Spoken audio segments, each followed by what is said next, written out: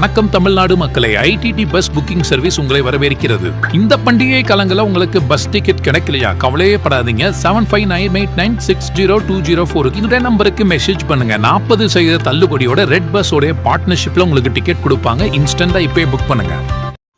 Muthuselvam முதன்மன் YouTube channel இருக்கிற அனைவருக்கும் என்னுடைய இனிய காலை வணக்கம். ஆகஸ்ட் மாதம் 22ஆம் தேதி இன்றைக்கான விரிவான கலைவாணிகள் இருக்கையாக சரியாக காலை 10 மணி அளவில் இந்த இருக்கை என்பது பதிவு செய்யப்படுகிறது.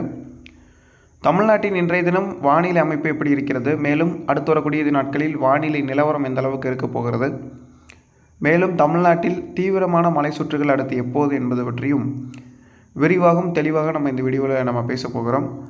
நமது சேனலுக்கு புது பார்வையாளராக வரீங்கன்னா மறக்காமல் சப்ஸ்கிரைப் செய்து ஆல் என்கின்ற பில் பட்டனை தொட்டு சப்ஸ்கிரைப்டாக மாற்றிக்கொள்ளுங்கள். தினசரி வானிலை அறிக்கை உங்களுக்கு நோட்டிஃபிகேஷனாக வரும். தற்போதைய நிலவரப்படி வானிலை அமைப்பு பார்த்திங்கன்னா, கேரளா அருகே காற்றழுத்த தாழ்வு பகுதி, அதனுடன் இணைந்த அமைப்பு தீவிரமாக கோவா வரை நிலவி வருகிறது. இது இன்று மாலை அல்லது இன்று நள்ளிரவு நாளை அதிகாலைக்குள் கோவாவில் கரையை கடக்கக்கூடும். கோவாவில் கரையை கடந்து தென்னிந்திய பகுதிகளில், அதாவது மகாராஷ்டிரா, கர்நாடகா, அந்த கோவாவை ஒட்டியிருக்கக்கூடிய தென்னிந்திய பகுதிகளில், தென்மேற்கு இந்திய பகுதிகளில் பருவமழையை சற்று தீவிரப்படுத்தும் என எதிர்பார்க்கப்படுகிறது. இதன் காரணமாக கேரளாவில் பருவமழை தீவிரமடைவதற்கான வாய்ப்புகள் இல்லை. வடக்கு கர்நாடக பகுதிகள் மற்றும் கோவா, மகாராஷ்டிரா மற்றும் அதனை ஒட்டியிருக்கக்கூடிய பெங்களூரு, தெலுங்கானா பகுதிகள் வரையிலும், அதே போன்று பார்த்திங்கன்னா கொல்கத்தா வரையிலுமே, அதாவது கொல்கத்தான்றது சொல்கிறத விட நம்மளுடைய தெலுங்கானா வரையிலும் மழை தீவிரமடையும் என எதிர்பார்க்கலாம். அதே போன்று வட இந்தியாவில் ஒரு காற்றழுத்த தாழ்வு நிலையும் வங்கக்கடல் பகுதியிலிருந்து மேற்கு வங்கம் வரையிலும் ஒரு வளிமண்டல மேலடுக்கு சுழற்சியும் நிலவி வருகிறது. அதே போன்று தற்போது கோவாவில் ஒரு வளிமண்டல மேலடுக்கு சுழற்சி தாழ்வு பகுதியாக கரையை கடக்க இருக்கிறது. இப்போது இந்த கோவாவில் கரையை கடக்கக்கூடிய இந்த வளிமண்டல மேலடுக்கு சுழற்சி கரையை கடந்து செயலிழந்து தென்னிந்திய பகுதிகளில், தமிழ்நாடு கிடையாது, கர்நாடகாவிலிருந்து மத்திய தென்னிந்திய பகுதிகள் வரையில், மத்திய பிரதேசம் வரையிலும் ஒரு வளிமண்டல மேலடுக்கு சுழற்சியாக உருவாகிறதுக்கான வாய்ப்பு இருக்கிறது.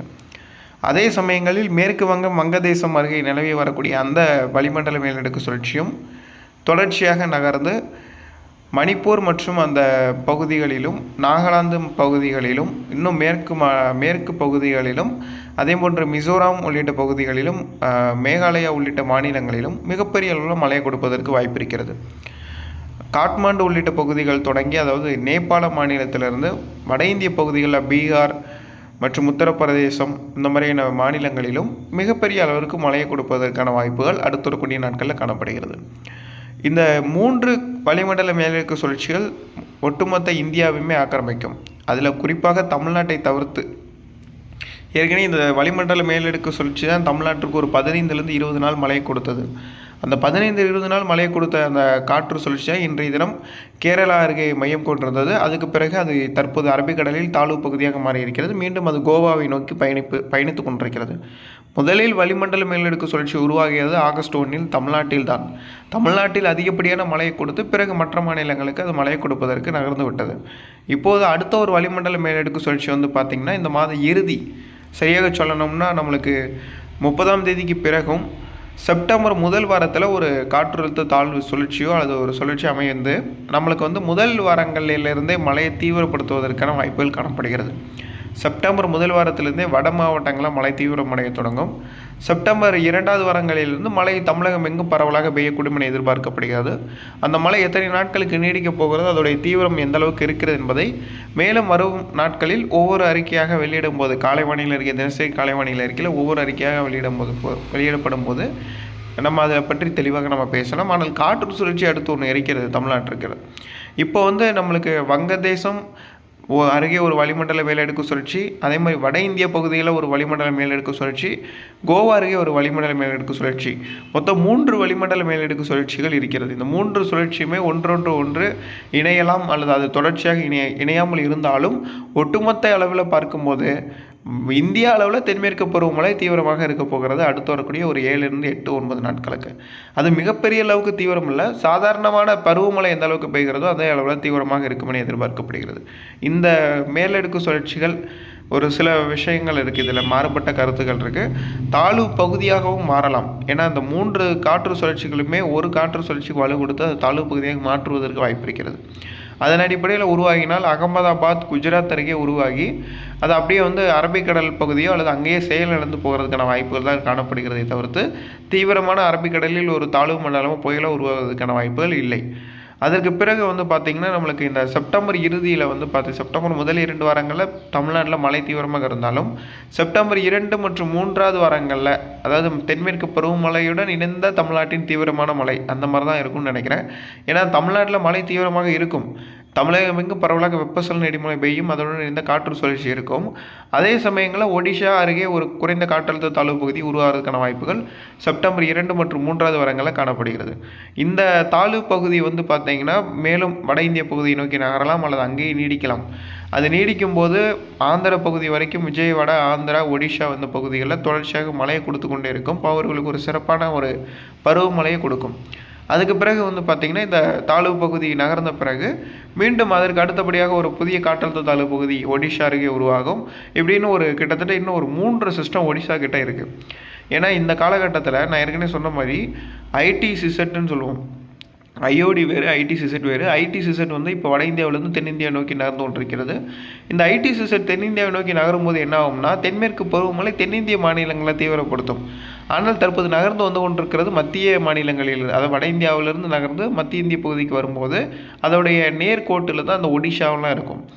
அந்த ஒடிஷா பகுதிகளில் வரக்கூடிய நிகழ்வுகளுக்கு வலு கிடைக்கும் இயற்கையாகவே. அதன் அடிப்படையில் இனி வரக்கூடிய ஒரு 2லிருந்து 3 வாரங்கள் அல்லது ஒரு குறைந்தபட்சம் 1 மாதம் அல்லது அக்டோபர் முதல் 2 வாரங்கள் வரையிலுமே இந்த வட இந்திய பகுதிகள் மற்றும் ஒடிஷா அருகாமையில் உருவாகக்கூடிய நிகழ்வுகளுக்கு இயற்கையாகவே சற்று வலு கிடைப்பதற்கு வாய்ப்பு இருக்கிறது. அதன் அடிப்படையில் ஓரிரு முறை தென்மேற்கு பருவமழை சற்று தீவிரமடைவதற்கும் வாய்ப்புகள் காணப்படுகிறதை தவிர்த்து பெருமளவிற்கு தீவிரத்தன்மையுடன் கூடிய தென்மேற்கு பருவமழை அமைப்புகள் பெருமா என்பதை நம்ம தொடர்ந்து ஆராயப்பட்டு கொண்டிருக்கிறது. அதே போன்று அவ்வப்போது குமரிக்கடல் சுழற்சியும் இந்திய பெருங்கடல் பகுதியில் சுழற்சியும் உருவாகி கொண்டே இருக்கும். ஏன்னா நம்மளுக்கு இந்த வருஷத்தை பொறுத்தவரை நியூட்ரல் அப்படின்றது காலகட்டம் வருகின்ற காரணத்தினால அக்டோபர் மாதங்களில் பொதுவாகவே இந்த மாதிரியான சுழற்சிகள் அதிகமாக உருவாகும். இந்த வருஷம் அக்டோபர் முதலிலேயே நான் சொன்ன மாதிரி அனைத்து மாவட்டங்களுக்குமே இந்த கர்நாடக எல்லையோர பகுதிகள், காவிரி நீர்பிடிப்பு பகுதிகள், மத்திய மாவட்டங்கள், மேற்கு தொடர்ச்சி மலை மாவட்டங்கள், டெல்டா மாவட்டங்கள், வட மாவட்டங்களில் பெரும்பாலான இடங்களில் போதும் என்று சொல்லக்கூடிய அளவில் அக்டோபர்லேயே முதல்லேயே மழையை கொடுத்துரும். அதுக்கு பிறகு நம்மளுக்கு நவம்பர் மற்றும் டிசம்பர் காலகட்டங்களில் வழக்கமான வடகிழக்கு பருவமழை எப்படி இருக்கும் அதே போன்று இருப்பதற்கு காணப்படுகிறது. சரி, இப்போது இன்றைக்கான மழைப்பொழிவுகளை பொறுத்தவரையில் தமிழ்நாட்டில் ஒரு சில இடங்களில் இடியுடன் கூடிய மழை பெய்யும். அதை பற்றி மதியம் அல்லது மாலை இரவு வானிலை அறிக்கையில் தெளிவாக கூறப்படும். இன்றைக்கும் அடுத்து வரக்கூடிய 26ஆம் தேதி வரையிலும் இன்றிலிருந்து அடுத்த 4 தினங்களுக்கு தமிழ்நாட்டில் பெரிய அளவுக்கு மழைப்பொழிவுகள் இருக்காது. தமிழ்நாடு மேற்கு தொடர்ச்சி மலைப்பகுதிகளில் சில இடங்களில் கனமழை இருக்கலாம். ஒரு சில இடங்களில் மிக கனமழை வரைக்கும் பெய்வதற்கு வாய்ப்பு காணப்படுகிறது. மற்றபடி பெருமளவிற்கு மழைக்கான வாய்ப்புகள் அடுத்து வரக்கூடிய 4 தினங்களுக்கு தமிழ்நாட்டில் வாய்ப்பில்லை. மதிய மாலை வானிலை அறிக்கையில் தெளிவாக விவரிக்கப்படும். தொடர்ந்து இணைந்திருங்கள். நன்றி, வணக்கம். வணக்கம் தமிழ்நாடு மக்களை, ஐடிடி பஸ் புக்கிங் சர்வீஸ் உங்களை வரவேற்கிறது. இந்த பண்டிகை காலங்களில் உங்களுக்கு பஸ் டிக்கெட் கிடைக்கலையா? கவலையே படாதீங்க. 7598960204 இந்த நம்பருக்கு மெசேஜ் பண்ணுங்க. 40% தள்ளுபடியோட ரெட் பஸ் உடைய பார்ட்னர்ஷிப்ல உங்களுக்கு டிக்கெட் கொடுப்பாங்க. இன்ஸ்டன்டா இப்பவே புக் பண்ணுங்க.